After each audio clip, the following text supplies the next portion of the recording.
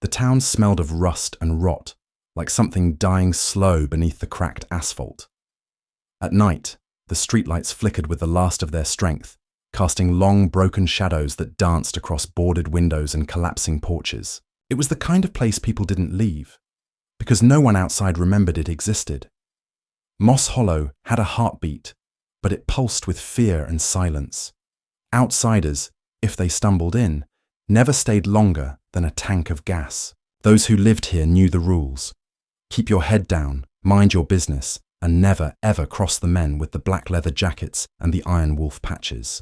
The Steel Fangs ruled the Hollow with engines that growled louder than thunder and fists that moved faster than apologies.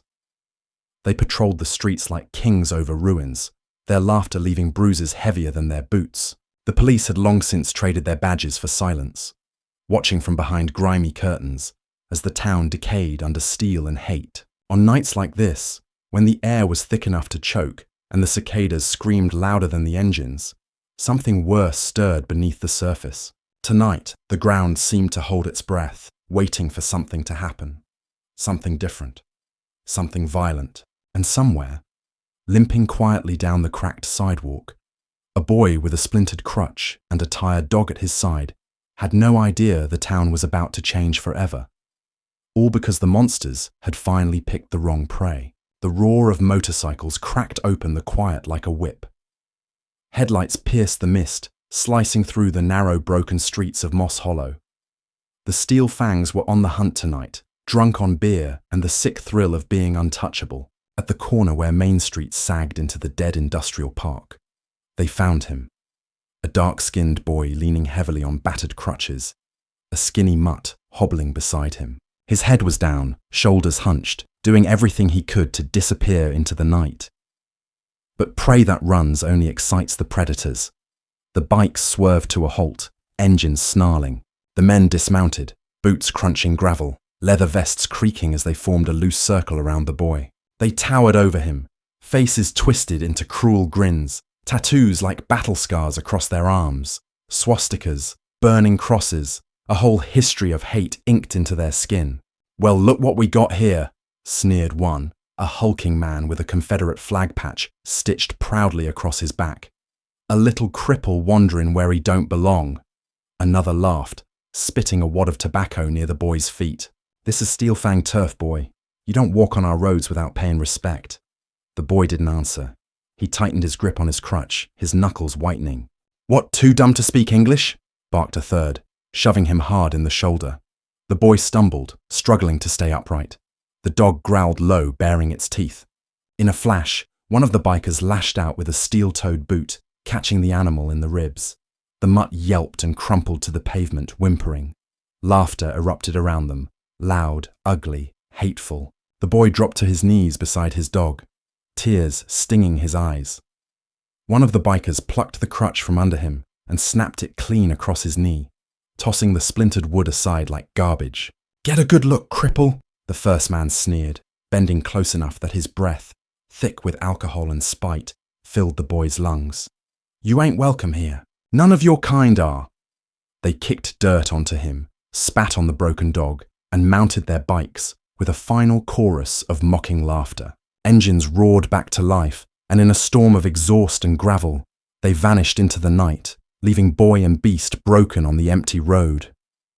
Above them, the streetlight flickered once, twice, then died, and in that thick, unnatural darkness, something ancient stirred, something that had been waiting, watching. Tonight, the pavement dogs howled not in fear, but in warning. The road ahead was a blur of nothing. The pavement stretched endlessly into the night, a cracked, dark river that swallowed the boy's remaining strength. His crutches dug into the ground with every limp step, but they were little use now. His leg, swollen and bruised from the earlier kicks, screamed for rest. His dog, Rambo, limped beside him, its breathing shallow, each step an echo of pain. But neither of them could afford to stop. Not here. Not now. The oppressive silence of Moss Hollow pressed in on him like a weight he couldn't shake. There were no sounds of life here, no distant music, no children playing in the streets, no cars passing by, only the occasional rustle of wind through the overgrown trees and the steady shuffle of his feet against the worn asphalt. As the dark enveloped him, the streetlights, those dim, flickering soldiers of light, were his only companions, casting long, fractured shadows across the cracked sidewalks. His gaze darted nervously over his shoulder, but the street was empty. He was alone except for Rambo. The dog had been his constant companion for years. Rambo wasn't a purebred, but he was loyal, fierce in his own way. And even now, after what had happened, the dog stayed close, occasionally nudging the boy's side with a wet nose, as if offering some comfort. But comfort was a foreign concept in Moss Hollow. It wasn't just the bikers. It wasn't just the hatred in the eyes of the men who ran this place. It wasn't even the years of slurs and looks, the insults that stained the air like pollution. It was the weight of history, a history the boy had been born into, a history of people like him, black, poor, and broken, being pushed to the edges of the world and left to rot. He reached a small, decaying bridge over a dried-up creek, the wood warped and splintered from years of neglect. He paused here, his body screaming in protest. There was a brief, fleeting thought in his mind. Maybe he could just rest, let the pain pass, let himself be swallowed by the night. But then he heard it, the growl of an engine. Low, guttural, familiar. The sound that made his stomach drop, the sound of a Steel Fangs bike. He straightened up, dragging his tired body to the side of the bridge, trying to disappear into the shadows. His heart hammered in his chest as he watched the headlights grow larger. The engine was louder now, roaring closer. And then, like a dark cloud, it passed beneath the bridge, the flickering light of a single motorcycle casting a long shadow across the old wood. The boy's breath caught in his throat as the rider slowed and stopped just a few feet away. The headlight illuminated the gravel road, casting the figure in a harsh, unforgiving light. The figure dismounted. The boy's mind raced. Could it be one of the bikers coming back for more?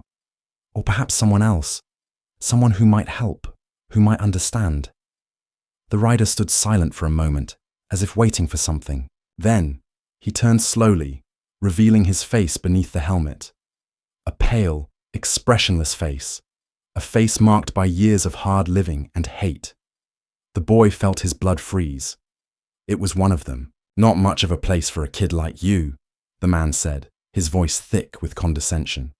His eyes, pale and lifeless, moved over the boy with a cold scrutiny. You're a long way from home. The boy clenched his teeth, trying not to show the fear that gnawed at him. He couldn't let this man see him broken. Not again. Not after tonight. I don't have a home, he muttered, his voice low, barely above a whisper. The man's laugh was dry, mirthless.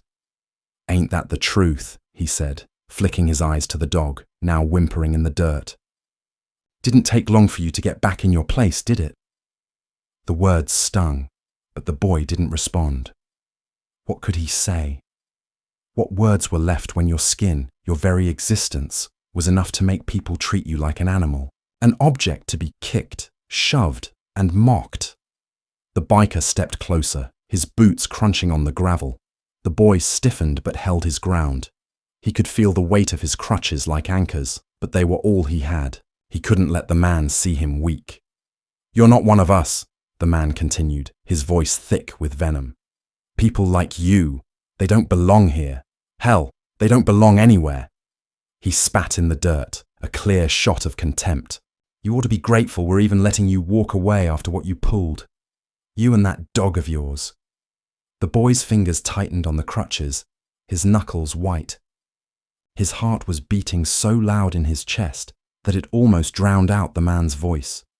He couldn't take it anymore. He had to say something. He couldn't just let this man stand there, spitting his poison into the air. I didn't ask for any of this, the boy said, his voice gaining strength with each word. I didn't ask to be here, and I didn't ask for your hate, but I'm not going to beg for your mercy. Not anymore. The biker's eyes darkened, and his lips curled into a sneer. For a moment, it seemed like the air itself had turned colder, as if the night itself was holding its breath. Then the man took a step back, as if considering the boy's words. Well, well, the man said, his tone softer now, almost amused. Look at you, trying to be all tough. Ain't gonna do you any good. This town will swallow you whole." The boy said nothing, only tightened his grip on the crutches, bracing himself for whatever would come next. The man leaned forward, his face inches from the boy's. "You want to survive here?" he whispered, voice low and venomous. "Then remember your place. People like you don't get to walk without permission." And with that, the man turned, mounting his bike. He revved the engine, sending a loud roar echoing through the hollow, then gunned it, tearing off into the night. The boy stayed frozen, staring into the dark where the motorcycle had disappeared, his heart still racing in his chest. The silence returned, heavy and oppressive. Rambo, sensing his distress, nudged his leg gently, as if trying to comfort him. The boy's eyes drifted down to the dog, a small, crooked smile tugging at his lips. He hadn't realized until now how much he relied on the dog, how much Rambo meant to him. But tonight had shown him something else. The world might hate him, might try to break him, but as long as he had this dog, as long as he had even a shred of dignity left, he wasn't going to fall. Not tonight. Not ever again. He took a deep breath, straightening up. He couldn't let fear rule him. He couldn't let them break him again. He turned away from the bridge and started walking again, the crutches tapping rhythmically against the pavement. Rambo followed closely, its tail wagging weakly. The boy didn't know where he was going, but he knew one thing. No matter what came next, he wasn't going to let Moss Hollow steal his spirit. Not yet. At this point in the story, let's take a brief pause. We'd love to hear from you. Where are you listening to our stories from? Have you ever experienced anything similar in your life? Feel free to share your thoughts in the comments. If you're enjoying this story so far, don't forget to subscribe to stay updated with more. Now, let's continue. The days passed like heavy clouds over Moss Hollow, each one a little darker than the last. The boy, whose name was Jeremy, found it harder and harder to breathe under the weight of what had happened. Not just the bruises on his body, but the ones that were buried deeper, the ones no one could see. Every corner of this town seemed to scream at him, telling him he didn't belong, that no matter how hard he fought, no matter how many nights he stayed up crying into his pillow, this place would never change. Jeremy didn't know how to fight back. He didn't know where to turn, or what to do, or who to trust. All he knew was the pain, the humiliation, and the anger that surged through him every time he looked at the cracked sidewalk or the ruined buildings. Every inch of Moss Hollow felt like it was mocking him. It wasn't just the bikers, the Steel Fangs. They were the obvious enemy, the ones who made their hatred for him clear with every punch, every taunt, every piece of broken glass they left in his path. But it was more than that. It was the subtle looks of disgust, the whispered words behind his back, the way people crossed the street when they saw him coming. He could feel their eyes, even when they weren't looking directly at him. It was the kind of hatred that didn't need to be spoken. It was in the air, in the way people moved, in the way the town seemed to bend under the weight of its own history. The history that told him that people like him were always second class, always less than, always waiting for the next blow to come. But Jeremy wasn't waiting anymore. He wasn't sure when the change happened, when he went from being the quiet, broken boy on crutches to the one who started to stand tall in the face of the hatred. It wasn't a single moment. It wasn't a decision he made. It was the slow, burning realization that he couldn't keep running from it. He couldn't keep hiding behind the walls of his house or pretend the world wasn't as dark as it was. No, he had to face it. He had to find a way to fight back. The air was heavy with the smell of decay that night when the Steel Fangs came back. Jeremy had been walking home, as he did every day, the wooden crutches tapping rhythmically against the pavement. The night was cool, but not enough to ease the heat in his chest, the simmering anger that had been building since that first encounter. Rambo, his dog, was at his side as always, limping slightly, but staying close to him. The sound of the engines was unmistakable. Jeremy stiffened. His body tensed, but he didn't stop walking. He didn't want to show fear. Not now. Not after everything. The bikes roared around the corner, kicking up dust and gravel. They were faster this time, more deliberate. The riders, their faces half hidden beneath the shadows of their helmets, seemed more aggressive than before. The leader, a man with a jagged scar running across his face, slowed his bike as he saw Jeremy on the sidewalk. His eyes narrowed, a cruel grin spreading across his lips. "Well, well," the man said, his voice dripping with contempt. "Look what we have here, the cripple. Out for another stroll, are you?" Jeremy didn't flinch. He kept his gaze straight ahead, ignoring the man's words, ignoring the burning sting of hate that tried to take hold of him. "You've got some nerve, walking around here like you own the place," the biker continued, circling Jeremy slowly. "You think you're better than us, boy? You think because you've got a dog by your side, you've got some kind of protection?" The words were meant to hurt, to degrade, but Jeremy didn't let them. "No," he said quietly, his voice steady, though his heart raced in his chest. "I don't think I'm better than you. I just think I'm tired of running from people like you." The biker's grin faltered for a second. The words were unexpected. Most people cowered, most people begged. But Jeremy wasn't most people. The man leaned in closer, his face inches from Jeremy's. "You think you've got the right to talk to me like that? You think you've earned the right to stand tall in front of me?" His breath smelled of liquor and smoke. "You're nothing. You're just another little nigger in this town, and you're never going to be anything else. You'll never be one of us. You'll never be good enough, and we'll make sure of that." Jeremy's heart was pounding, but his hands were steady. He gripped the crutches harder, digging them into the pavement for support. The biker stepped back, looking Jeremy up and down. "I should have known better than to waste my time on you. You're nothing but a joke." The rest of the Steel Fangs laughed, the sound filling the air like a thunderstorm. Jeremy's stomach twisted, but he held his ground. His anger, the rage that had been simmering inside him for so long, began to rise, pushing through the fear. He could feel it burning in his chest, in his throat, like a fire waiting to break free. "I'm not a joke," Jeremy said louder this time, "and you'll see that." The biker's eyes narrowed, and for a moment there was a flicker of uncertainty. But then the man's smile returned, wide and cruel. "You want to fight, huh? You really want to do this, little cripple?" He stepped forward again, fists clenched. "I don't want to fight," Jeremy said, his voice steady but fierce. "I just want you to leave me alone." But it was too late for that. The biker lunged at him, shoving him hard with a hand on his chest, knocking him back.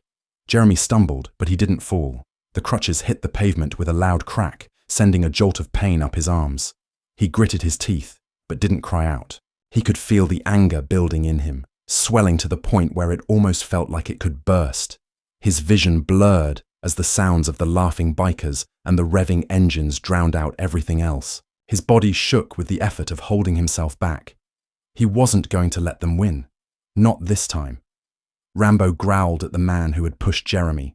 The dog was weak, limping, but still protective, still ready to defend his master. The biker glanced down at the dog, kicking out at it with his boot, sending the animal flying backward. The rage inside Jeremy snapped. It was a flash of pure, unfiltered fury. A moment when every injustice, every scar, every wound he had ever suffered seemed to collide within him. With one swift movement, he swung his crutch like a bat, slamming it into the biker's side. The man grunted in surprise, stumbling back.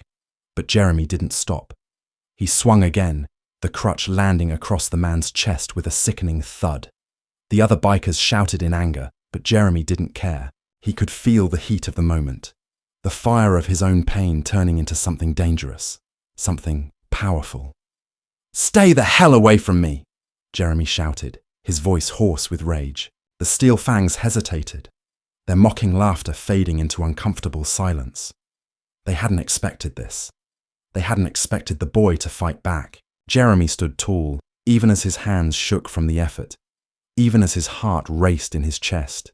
He was standing for something now, for himself, for his dignity, for Rambo, for everything they had tried to take away from him. And in that moment, he realized something. Maybe Moss Hollow didn't own him. Maybe the bikers didn't own him. Maybe no one owned him. Not anymore. The bikers backed off, muttering under their breath, but none of them dared to step forward again. They exchanged nervous glances, then turned and mounted their bikes, revving the engines with a final roar of defiance. Jeremy stood there, breath coming in sharp gasps, his crutches still tight in his grip. Rambo, though shaken, nudged his side, his tail wagging weakly. Jeremy didn't smile, but his eyes glowed with something different now. A spark. A fire that hadn't been there before. They could try to break him, but they wouldn't.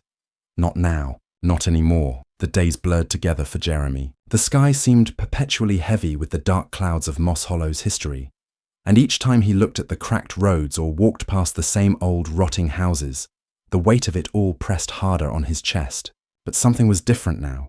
Something had shifted in him, and though the scars still marked his body and the pain hadn't yet fully left him, there was a fire burning in his chest, one that refused to go out. That fire grew hotter with every glance, every sneer, every insult he faced. The Steel Fangs hadn't forgotten him. The bruise on his face had faded, but the hatred in their eyes hadn't. It was a constant, a shadow that followed him around every corner of the town. But they'd underestimated him. They thought they could break him, but they didn't understand what it was like to be a boy like him in a place like this. Jeremy had learned to keep his head down, to pretend he didn't hear the whispers, the muttered slurs, the promises of violence. But it wasn't enough anymore. That day, when he swung the crutch in defiance, he realized something. He didn't need to hide anymore. He didn't need to run. There was still one thing he couldn't shake, though. Fear. Fear of what might happen if he pushed back too hard. Fear of what might come next. Fear of losing control and becoming something he didn't want to be. Another broken boy, crushed under the weight of a town that never cared. But he refused to be broken. Not again. It was late afternoon when he found himself near the center of town, walking the same streets that had become his prison. The air hung thick with the stench of decay, and the buildings, all crumbling and worn, seemed to lean in closer, as if they were closing in on him. The shadows were growing longer, and the sun was dipping low. But the weight of the day's stifling heat hadn't lessened. Jeremy had been walking alone for hours. He didn't feel like going home yet. He couldn't bear to be trapped in the same four walls that held his memories of defeat, of being nothing more than a punching bag for anyone with a sick need to put him down. His crutches tapped steadily against the ground, the only sound in the dead quiet of the streets. The dog, Rambo, limped at his side, ears flat against his head, sensing his master's growing unease. The mutt had become more than just a companion. He was a lifeline, a silent witness to the boy's struggles, his only friend in a world that despised them both. As Jeremy turned the corner of the old grocery store, he froze. A car had just pulled up. He didn't recognize the vehicle, an old rusted sedan, its tires bald and windows tinted dark enough to obscure whoever was inside. The engine cut off, and for a brief moment, there was only silence. Then the car door opened. Two men stepped out, their heavy boots crunching the gravel. Both wore long, faded leather jackets, and one had a Confederate flag stitched onto the back. Jeremy's heart sank. He didn't have to see their faces to know who they were. This was no coincidence. These men were no strangers to violence, and they were looking for him. He quickly turned, but his legs were already too heavy, his body too tired. Rambo growled low in his throat, his hackles raised, but the boy knew better than to trust his dog to protect him from what was coming. "Where do you think you're going, boy?" one of them sneered, his voice grating against the silence. The other man stepped forward, his hands shoved into the pockets of his jacket. Jeremy didn't answer. His heart pounded in his chest, but he kept his body straight, his crutches firmly planted against the ground, trying to hold himself steady. "You don't think we forgot about you, did you?" the first man said, his smile full of malice. He stepped forward, spitting a long stream of tobacco juice onto the ground at Jeremy's feet. "Thought you could hit one of us and just walk away?" The second man laughed, a low, mocking sound. "We don't take kindly to niggers who think they can stand up to us. You should have learned your place by now." Jeremy felt the words hit him like a slap. He had heard them before. He had heard them from everyone. From the bikers, from the townspeople, from the ones who thought they could break him. The insults, the slurs, the constant reminders that he wasn't welcome here, that his skin made him less than human. But this time, he didn't let it crush him. Not this time. "Leave me alone," he said, his voice hoarse but steady. His grip tightened on his crutches, the old wood splintering under the pressure. He wasn't going to beg. He wasn't going to show them how scared he really was. "Leave you alone?" the first man laughed, his voice growing louder, more mocking. "You think you have any say in the matter? You're just a worthless piece of shit, boy. You don't get to tell us what to do." Jeremy didn't move. He couldn't. Not yet.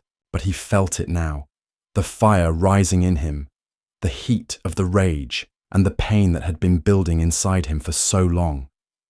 This wasn't just about these two men. This wasn't just about the Steel Fangs or the rest of the town. This was about everything. The years of humiliation. The years of being nothing. Of being broken. And this time, he wasn't going to back down. Without warning, Jeremy swung his crutch like a weapon, slamming it into the first man's chest. The man grunted, stumbling back, his breath knocked out of him. Jeremy didn't stop. He swung again, the crutch crashing into the man's stomach, sending him sprawling backward. The second man lunged, but Jeremy was faster. He twisted his body, using his crutch to knock the man off balance, sending him crashing to the ground. The second man howled in rage, trying to scramble to his feet. But Jeremy didn't wait. He swung again, this time hitting the man across the face. For a moment, there was nothing but the sound of blood pounding in Jeremy's ears. His heart was racing, his hands shaking, but his body moved on its own, driven by something deeper than fear. Something that told him he couldn't let them win. Both men were on the ground now, struggling to get up. But Jeremy wasn't done. He felt the weight of his crutches in his hands, the pain in his legs. But it didn't matter anymore. He kept swinging, every blow a release of everything he'd been holding inside. Finally, the first man managed to get to his knees, his hands raised in a defensive posture. "Stop! Stop!" he shouted, his voice laced with panic. But Jeremy didn't stop. Not until he was sure they wouldn't get back up. Not until they had felt a fraction of what he had felt all these years. Panting heavily, Jeremy stepped back, his crutches slipping slightly in his hands as the adrenaline left him. The two men were lying on the ground, gasping for breath, unable to move. Rambo stood beside him, growling, his fur bristling. Jeremy looked down at them, his chest heaving.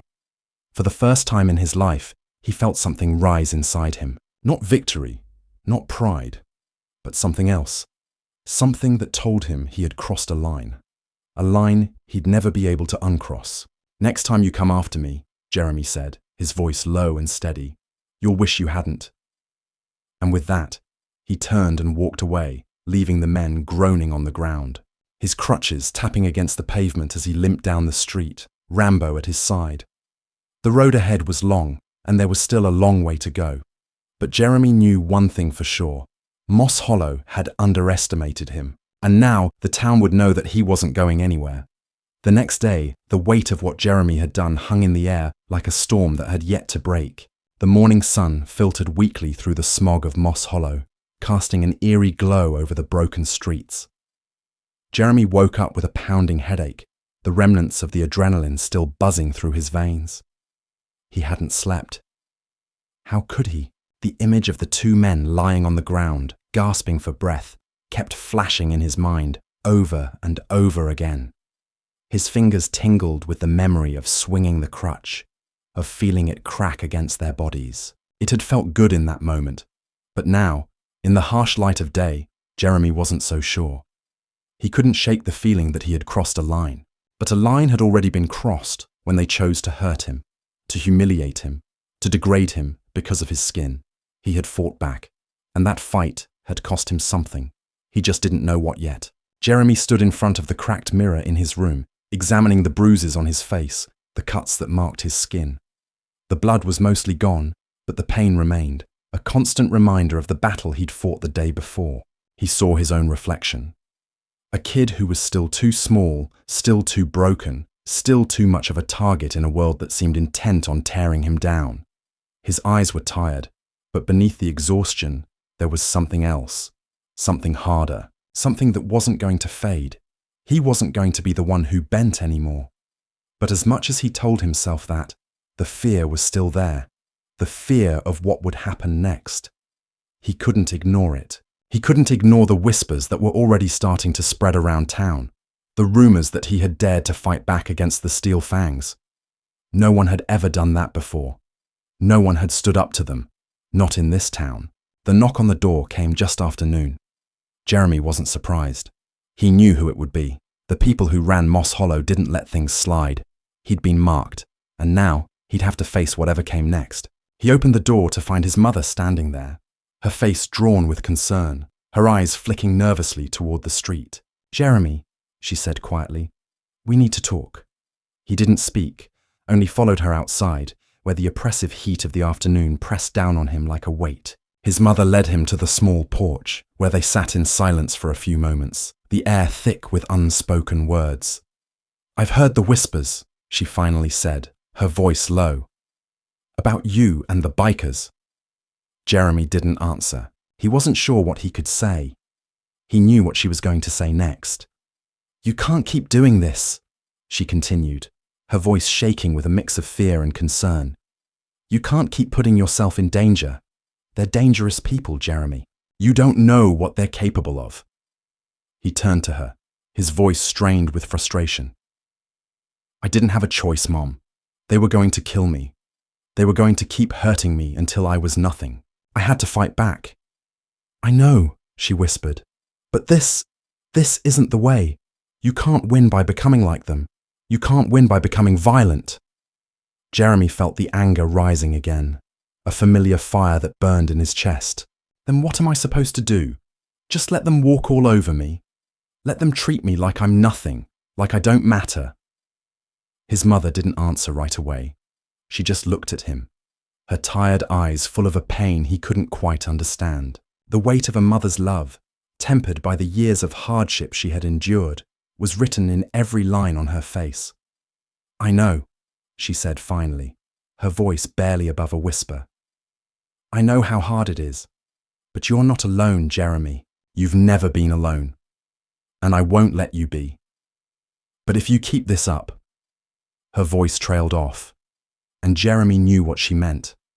The violence, the anger. It would consume him. It would change him. "You don't understand," he said, his voice tight with emotion. "I've spent my whole life being afraid to speak, afraid to stand up for myself, afraid of being hurt. But I can't keep running. Not anymore." She reached for his hand, her fingers trembling. "I don't want you to lose yourself, Jeremy.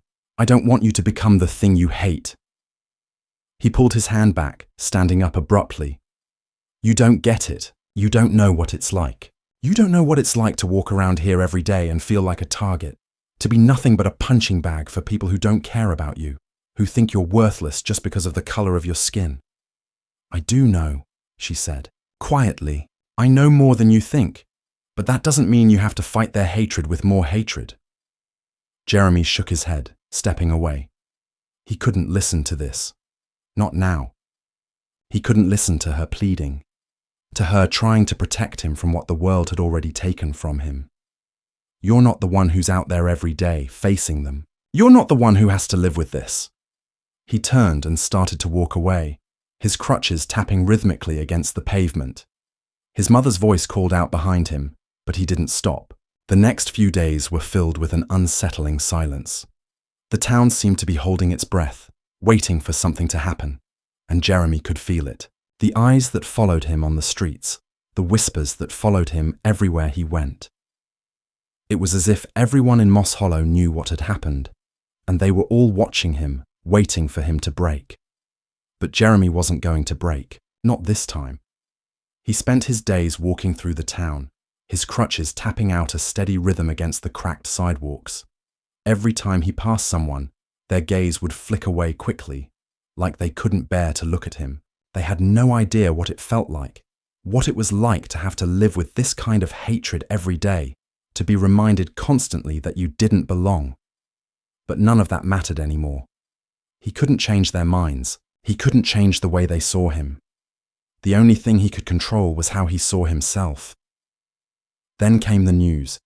It spread like wildfire through Moss Hollow, faster than anything else that had ever moved in this decaying town. The Steel Fangs were out for revenge. They were hunting Jeremy. The bikers had come together, united in their fury. The whispers on the street said they were planning something big, something violent. They weren't going to let a kid like Jeremy get away with humiliating them. Jeremy knew it was only a matter of time before they came for him again. They had no intention of letting him walk free, of letting him get away with standing up for himself. He didn't have the luxury of fear anymore. He had already crossed the line, and now there was no turning back. The question wasn't whether they would come. The question was how he would survive when they did. The town was a powder keg, and Jeremy could feel the fuse burning down. Every step he took, every breath he drew, seemed heavier than the last. Moss Hollow was a place where people didn't speak about their hatred, but everyone knew it was there, simmering beneath the surface, always ready to boil over. It had been like that for as long as Jeremy could remember, but after the events of the past week, after he'd dared to stand up to the Steel Fangs, the air felt different now, thicker, charged, like the whole town was holding its breath. Whispers followed him everywhere he went. He could feel eyes on his back, could hear the low murmur of conversations stopping whenever he walked past. People were scared, not just of the bikers, but of what Jeremy had done. He'd broken a rule. The unwritten rule that black boys didn't fight back. They didn't stand up. They didn't make noise. They took what was handed to them, and if they didn't, well, they paid the price. The problem was, Jeremy had stopped caring about the price. He had known the moment he hit the first biker that there would be consequences. He had expected them, in fact, but what he hadn't expected was how quickly everything would spiral out of control. It was one thing to face the immediate consequences, the bruises, the blood, the pain, but it was another thing entirely to understand that the town had already decided what he was, and no amount of fighting back would change that. The Steel Fangs weren't just after him anymore. They were coming after anyone they thought had wronged them. They were going to make an example of Jeremy. And he knew deep down that there was no escaping it. It was late in the afternoon when Jeremy saw the first sign that the Steel Fangs were coming for him again. He had been walking home, his crutches tapping out their familiar rhythm against the cracked sidewalk, Rambo trotting by his side when he saw the motorcycle. Just one bike at first, then another, and another. Before long, the street was filled with the sound of roaring engines. The Steel Fangs were here. Jeremy's heart skipped a beat. He knew they wouldn't stop until they had their revenge. But what could he do? He had already fought back, already stood his ground. Now there was no running, no hiding. He had nowhere to go. Rambo whined softly at his side, sensing the tension in the air. Jeremy put a hand on the dog's head, trying to reassure him, but the knot in his stomach was tightening with every passing second. The bikers were slowly circling him now, cutting off his escape. The engines roared, the men dismounting one by one. Their faces were masked by the shadows of their helmets, but Jeremy could feel their eyes on him, burning through the darkness. This wasn't just about revenge anymore. It was about proving a point. "You thought you could get away with it, huh?" One of the bikers sneered. His voice was rough, full of anger and hate. The same biker who had been at the front of the pack the other night, the one with the scar that ran down his face. "Thought you could just hit us and walk away?" Jeremy didn't answer. He knew there was nothing he could say that would make a difference. The man stepped forward, his boots scraping against the pavement like an ominous drumbeat. "You think you're tough? Think you're a real man now?" The biker laughed, but there was no humor in it. It was a sound full of venom, like a snake preparing to strike. Jeremy clenched his fists around the crutches. His legs were shaking, his breath ragged, but he wasn't going to show fear. He couldn't. Not now. The second biker stepped forward, his face twisted into a grimace. "You're just a damn fool, boy. You thought you could be something more. You thought you could stand up to us, but that's not how this works." They were closing in on him, like wolves around their prey. The town had already judged him. They had already written him off as just another lost cause, another black boy who would end up broken, just like the rest of them. But Jeremy wasn't broken. Not yet. He lifted his head, locking eyes with the first biker. "You think you're going to scare me? You think you're going to break me?"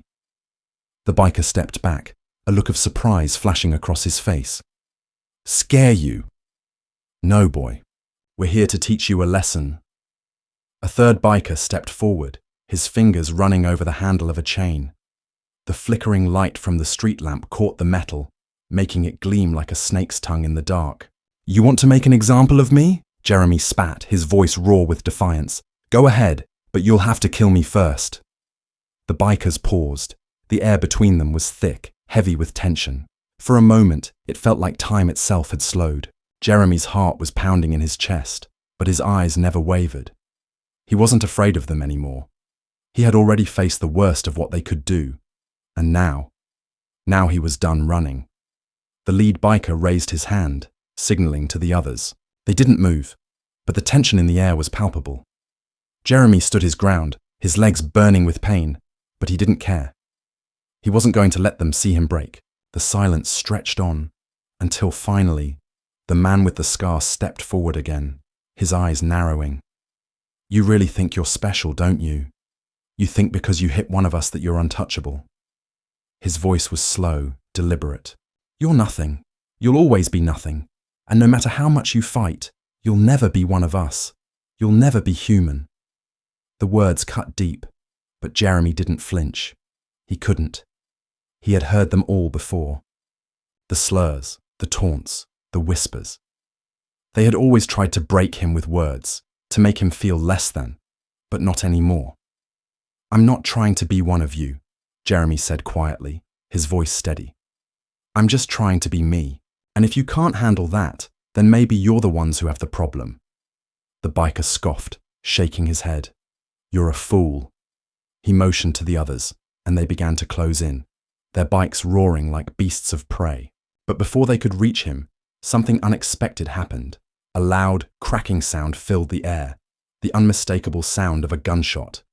The bikers froze, their eyes darting around. Jeremy's heart skipped a beat as the shadows on the edge of the street shifted. A figure emerged from the darkness. Tall, dressed in black, with a hard edge to his movements. He wasn't one of them. He wasn't even from Moss Hollow. Jeremy didn't know who he was, but the gun in his hand made it clear that the bikers were about to have a very different problem on their hands. The new figure stepped forward, his gaze never leaving the bikers. "I think you've overstayed your welcome," he said, his voice cold and calculated. The Steel Fangs didn't know who they were dealing with, but the look in the man's eyes told them they'd made a mistake. For the first time in a long time, Jeremy felt a flicker of hope. Maybe he wasn't alone after all.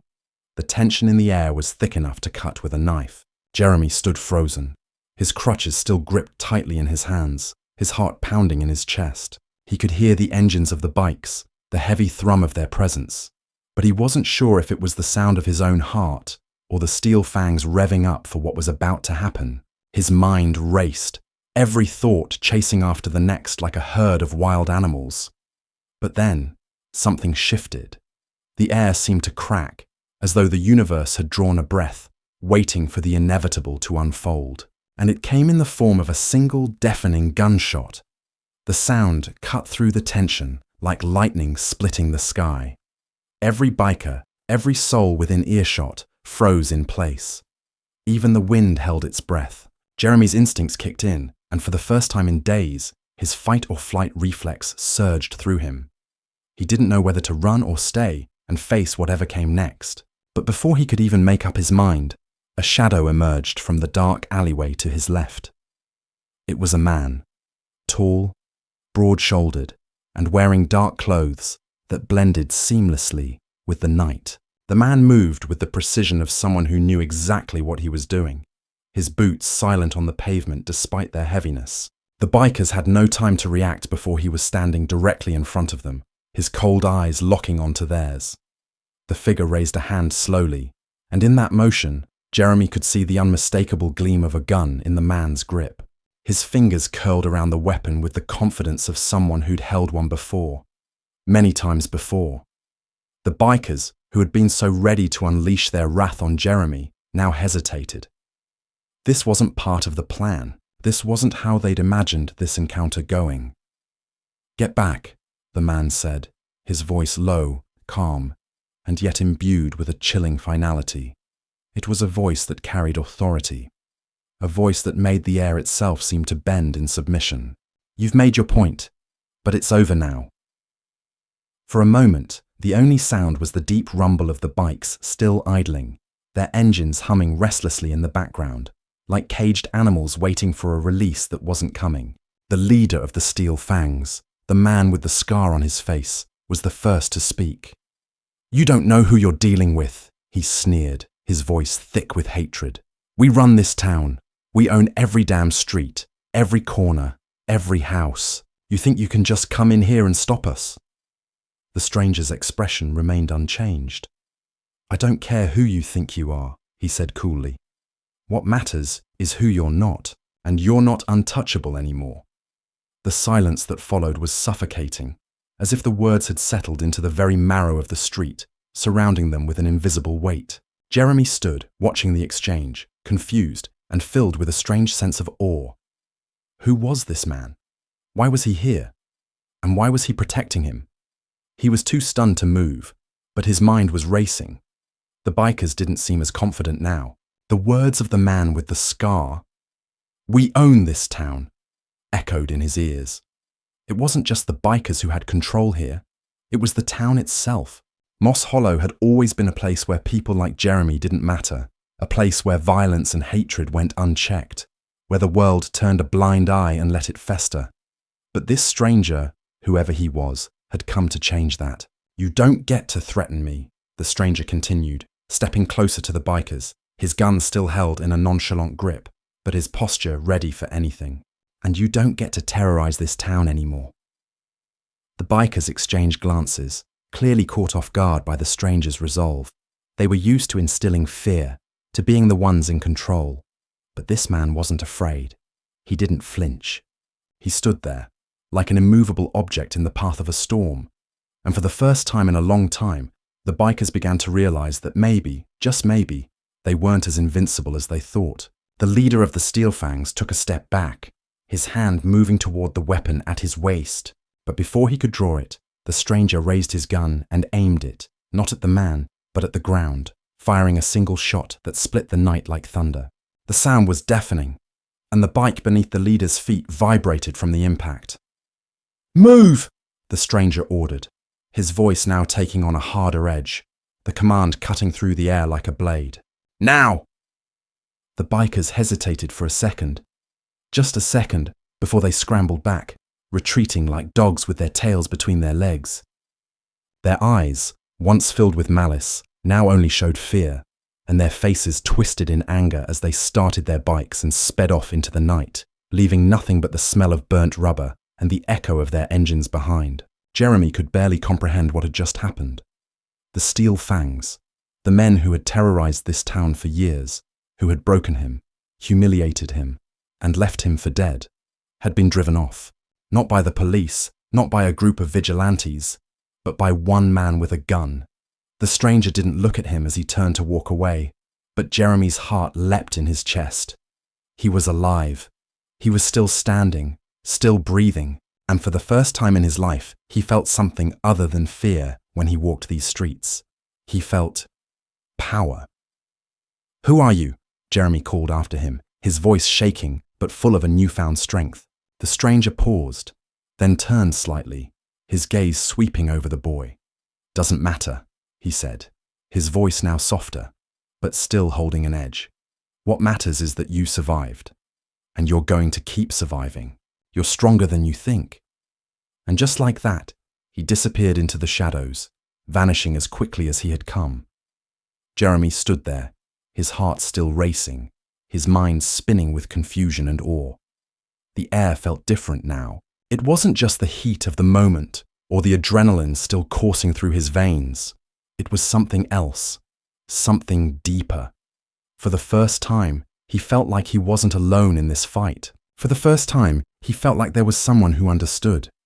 The town, for all its hate and decay, wasn't as hopeless as it seemed. Maybe there were others out there who were willing to stand against the injustice, against the system that had held him down his whole life. As the last echo of the bikes faded into the distance, Jeremy stood taller than he ever had before. For the first time, he wasn't just surviving, he was fighting back, and he wasn't going to stop. The night seemed to hold its breath as Jeremy stood there, the distant sound of the Steel Fangs motorcycles fading into the thick darkness of Moss Hollow. His heart was still racing, but the fear had started to transform into something else, something burning, something raw, deep inside him. He had survived, and for the first time, he felt like he wasn't just a victim anymore. The weight of the day's events, of everything that had led him to this point, hung heavy on his shoulders. But now, there was something else filling the empty space where despair used to live. There was a spark, a glimmer of hope, something that hadn't been there before. He wasn't alone anymore. Jeremy turned and looked down the street, where his crutches still lay discarded on the pavement. He hadn't noticed in the heat of the moment, but now he saw them. The crutches he had relied on for so long. The crutches that had become a symbol of his brokenness, his weakness. He reached down to pick them up, but something inside him shifted. He didn't need them anymore. He dropped the crutches back onto the street and took a step forward. Then another. And another. His legs wobbled beneath him at first, but he caught himself, pushing the pain to the back of his mind. He could feel the fire in his chest, the heat of something fierce, something that would drive him forward. He could hear the echo of the stranger's words in his head. "You're stronger than you think." For the first time, Jeremy believed it, and he wasn't going to stop now. He didn't know what was coming next. He didn't know who that man had been or why he had helped him, but he knew one thing for sure. He wasn't going to be anyone's victim anymore. He was going to fight, and this time, he was going to make sure the world knew he wouldn't be broken. The next morning came too quickly. Jeremy didn't sleep. He couldn't. The adrenaline from the night before still coursed through his veins, keeping him awake, alert. He had spent hours thinking about what had happened, about the Steel Fangs, about the strange man who had intervened. But now, as he stood at the edge of the street, staring at the same cracked pavement, the same run-down buildings, the weight of reality began to settle back in. The Steel Fangs hadn't forgotten him, and neither had the town. He could feel their eyes on him, the whispers that followed him everywhere, the stares that burned like acid. He knew what they thought of him, a boy who didn't know his place, a boy who wasn't supposed to fight back, a boy who wasn't supposed to challenge the way things were. But he wasn't going to back down. As he walked down the street, he felt the sting of every gaze that followed him. He could hear the muttered slurs, the quiet laughter, the disapproving shakes of heads. It was all the same. But it didn't matter anymore. He had already made his choice. It didn't take long before he saw the familiar motorcycles once again. The sight of them, the rumbling sound of their engines, brought a chill down his spine. But he didn't stop. He didn't turn away. He didn't hide. He kept walking, his gaze fixed ahead, determined. The Steel Fangs were making their rounds again, prowling the streets like predators, looking for their prey. They had already marked him. Jeremy could feel it in the air. This time, they weren't just going to leave. They weren't going to let him walk away. The leader of the Steel Fangs, the man with the scar, caught sight of him first. He stopped his bike, a twisted smirk spreading across his face. His eyes gleamed with malice as he dismounted and stepped toward Jeremy. "Well, well," he said, his voice dripping with contempt. "Look who's still standing. You didn't learn your lesson last time, did you?" Jeremy didn't flinch. He didn't speak. He just stood there, staring the man down. The others circled around, surrounding him, their bikes creating a wall of noise and smoke. "You think you're something special now?" the man continued, sneering at him. "You think you can just hit one of us and walk away like you're untouchable? Let me tell you something, boy. You're nothing. You'll always be nothing. And we're going to remind you of that." The other bikers laughed, their voices loud and mocking. They were used to this, used to making people cower in fear. But Jeremy wasn't cowering, not anymore. The man with the scar took a step forward, his boots heavy against the cracked pavement. "You thought you could fight back, huh? You thought you could win? You're still just a little boy, pretending to be a man. And we're going to show you what happens to boys who try to act like men." The words hit like a slap. But Jeremy didn't feel the sting anymore. He was done feeling the sting. The humiliation, the anger, the hatred, it all swirled inside him, mixing into something darker, something more dangerous. But instead of letting it consume him, he turned it into strength. He took a step forward, his chest rising and falling with each breath. He looked the biker in the eyes. "I'm not afraid of you." The man's face twisted into a snarl. He stepped closer, his hand gripping the handle of a chain. "You should be." And then he swung the chain.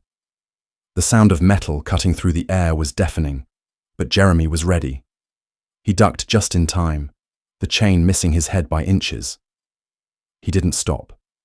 He lunged at the man, pushing him backward with the force of his body. The man stumbled but quickly regained his footing, reaching for his knife. But before he could draw it, Jeremy grabbed the chain. He swung it around, using the biker's own weapon against him. The force of the motion caught the man off guard, and he fell to the ground, his knife skittering across the pavement. The others were coming for him now, but Jeremy didn't back down. He was no longer the scared boy who let people walk all over him. He was the one who was going to make them feel the fear now. He raised his hands, fists clenched. "I told you," he said, his voice low but firm. "I'm not afraid of you." The bikers hesitated. They had never seen anyone stand up to them like this before. But before they could react, the sound of another motorcycle engine cut through the air. Jeremy didn't need to turn around to know who it was. The figure from the night before, the man who had saved him, appeared, riding toward them with a speed that took the bikers by surprise. He was on a black motorcycle, his helmet reflecting the faint glow of the streetlights as he raced toward the group. The Steel Fangs froze, uncertainty flashing across their faces. The man didn't slow down. He didn't hesitate. With one fluid motion, he swerved his bike, knocking one of the bikers off his feet. The others scrambled, their bikes skidding across the asphalt as they tried to back away. But the man was relentless. Jeremy didn't wait. He moved quickly, seizing the moment. He lunged at the man with the scar, knocking him to the ground before the biker could reach for his weapon. The rest of the Steel Fangs scattered, their bikes roaring as they fled the scene, leaving behind the sounds of their retreating engines and the heavy silence that followed. Jeremy stood there, panting, his body trembling from the adrenaline, but his heart was stronger than ever. The man with the scar had tried to break him. They all had. But it was clear now. He wasn't going to let them. Not ever again. The stranger approached, dismounting his bike, and for the first time, he looked at Jeremy with something other than indifference. There was approval in his eyes. "You've got more fight in you than I thought," the man said, his voice gruff, but tinged with something like respect. "That's good. You're not broken yet." Jeremy didn't know how to respond. His chest was still heaving, his mind racing, but for the first time in a long time, he felt something other than fear. "I'm not broken," he said quietly, meeting the stranger's gaze. The man nodded. "Good. Keep it that way." And with that, he turned and walked away, disappearing into the shadows. Jeremy stood there, alone once again, but for the first time, it didn't feel like the same kind of loneliness. It felt like a new beginning. The days after the encounter with the Steel Fangs were long and heavy. Jeremy could feel the weight of everything pressing down on him. But it wasn't the same weight he had carried for so many years. It wasn't the weight of humiliation, of fear, of being forced into submission. This weight was different. This weight came with purpose. He spent those days walking through the streets of Moss Hollow, still feeling the eyes on him, still hearing the whispers behind his back. But it didn't matter anymore. The town was watching, waiting for him to break, and he knew that they would. They would wait for him to fall back into the shadows, to shrink into the boy they had always seen him as. But Jeremy wasn't going to do that. He had fought too hard to get to this point. He wasn't going to go back. Not now. It was late afternoon when the news came. The Steel Fangs were gathering. They had made it clear that they wouldn't stop until they had shown everyone who really ran this town. The leader of the Steel Fangs, the man with the scar, was rallying his crew. This time, it wouldn't be just a warning. This time, they were coming for him. Jeremy didn't know what to expect. Part of him thought about running, about disappearing into the night, vanishing like a ghost. But then he remembered the stranger's words. "You're stronger than you think." He had already made his choice. There was no running. Not anymore. He wasn't going to be the scared kid who let people walk all over him.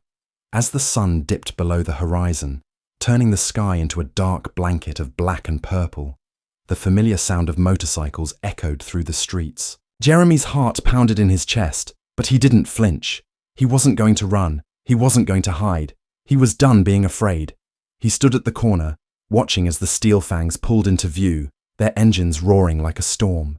The leader of the pack was at the front, his scarred face twisted in a grimace as he eyed Jeremy from across the street. The others followed, their faces hard with fury and hatred. But none of them seemed to know what to do now. The Steel Fangs had always been feared. They had always controlled the town through violence, intimidation, and terror. They thought they owned it all. But Jeremy wasn't the same boy they had beaten just weeks ago. He wasn't the same broken, frightened kid anymore. "Thought you could stand up to us, huh?" The man with the scar sneered, dismounting from his bike. "Thought you could just hit us and walk away without consequences?" Jeremy didn't speak. He didn't need to. His silence spoke louder than any words he could have said. He had learned something in the past few days, something he hadn't fully realized before. It wasn't just about fighting back anymore. It wasn't just about proving a point to them. It was about something bigger. He was fighting for every person who had been silenced, every person who had been broken and abandoned. He was fighting for himself, for the version of himself that had been buried under fear and humiliation for so long. The man with the scar laughed, a low, mocking sound that echoed through the empty street. "You think you're something special, don't you? You're still just a little boy playing at being a man. You'll never be one of us." The words hit hard, the kind of words that stung deep in the bones, the kind of words that Jeremy had heard his whole life. But this time, he didn't flinch. He didn't cower. He stood tall, his chest rising with every breath, his hands steady by his sides. "I'm not trying to be one of you," Jeremy said quietly, his voice firm. "I'm trying to be something better." The biker's face twisted in anger, his fists clenching. "You're a fool, boy," he spat. "And this town? This town doesn't need fools like you." He took a step forward, pulling out a knife.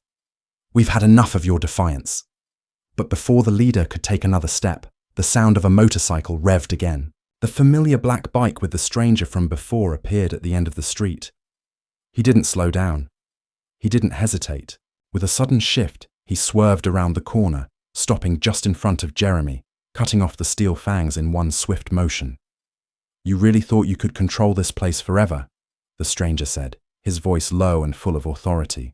His presence filled the street like a storm, commanding attention. The bikers froze. The man with the scar narrowed his eyes. "You again?" he growled. "This is our town. We own it. You think you can just ride in here and take it from us?" The stranger dismounted slowly, his movements precise. "No," he said, his gaze piercing. "I'm not here to take it. I'm here to show you what happens when you start believing your own lies. This town doesn't belong to you anymore. It belongs to those who are willing to fight for it." The biker with the scar looked around at his crew, his face contorted in rage. But the doubt had already settled in. The Steel Fangs weren't the predators here anymore. The stranger had shown them that, and Jeremy, standing beside him, had shown them something else. Jeremy had shown them that they didn't have the power to break him anymore. The man with the scar took a step back, his knife lowering. "You'll regret this," he spat, his words laced with venom. "You'll regret crossing us." But the stranger stepped forward, never breaking his gaze. "You've had your time, and now it's over." For a long moment, the tension in the air was palpable, thick enough to suffocate. But then, slowly, the leader of the Steel Fangs nodded, a grimace spreading across his face. "This isn't over," he said, his voice full of spite. But there was something else there now, fear. "We'll see," the stranger replied coolly, his voice laced with a quiet finality. The Steel Fangs, their bravado now shattered, started their bikes and retreated, their engines roaring into the night, disappearing into the darkness. Jeremy stood there, staring after them, his chest heaving with adrenaline. For the first time in his life, he felt something he had never known before. Freedom. He wasn't a prisoner of fear anymore. He wasn't a prisoner of this town. He had stood up, he had fought back, and he had won. He turned to the stranger, who was now walking toward him. The man's face was hidden under a dark helmet, but Jeremy didn't need to see his eyes to know that the stranger had been right. The fight wasn't over. Not for him, not for the town, not for anyone who had ever been crushed under the weight of hatred and fear. "You did good," the stranger said, his voice calm but full of respect. "You've got something in you.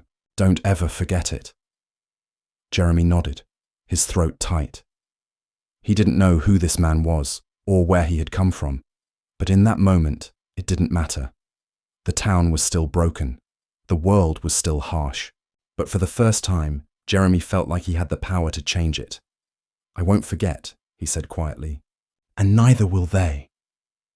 As the stranger mounted his bike and disappeared into the night, Jeremy stood alone in the middle of the street, the sounds of the retreating motorcycles echoing in his ears.